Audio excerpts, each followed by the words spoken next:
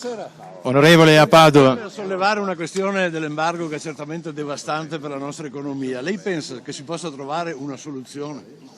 Bisogna trovare una soluzione perché ci sono in ballo migliaia di posti di lavoro in Italia e soprattutto in Veneto, perché le sanzioni contro la Russia stanno creando disastri a tutto il nostro sistema industriale e imprenditoriale.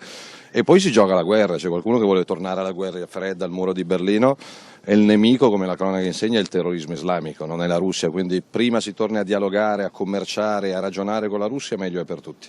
Una battuta sul piano sicurezza di Renzi? Non c'è, e quindi è finita la battuta sul piano sicurezza di Renzi, perché basta leggere le cronache sui quotidiani locali in tutta Italia per rendersi conto che l'unico piano sicurezza è non chiudere i presidi di polizia come il governo vorrebbe fare e sospendere gli sbarchi di Mare Nostrum, punto. Segretario, lei lancia questa iniziativa sulla Russia, ma un partito cosa può fare rispetto a delle scelte che deve fare un governo?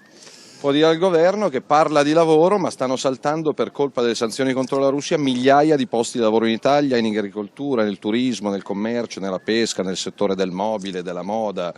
E quindi noi come Lega abbiamo fatto approvare, dove governiamo in Lombardia e in Veneto, dei documenti ufficiali per chiedere il ritiro delle sanzioni contro la Russia.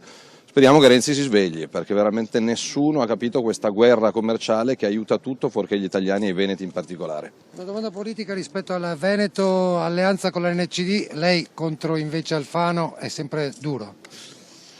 Il governatore è e sarà Luca Zaia, non per quello che farà ma per quello che ha fatto. Poi la squadra la deciderà lui, la decideremo insieme.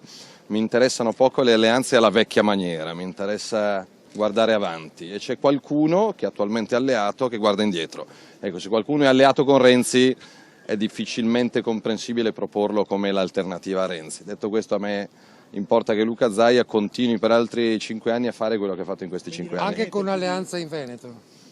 Con la NCD? Non so se l'NCD arriva a primavera, vediamo. Quindi non temete più candidato per Venezia? Non temiamo il PD, perché se il PD è la signora Moretti le facciamo gli auguri di buon Natale, dai, va là. Zaccaria può essere un buon sindaco.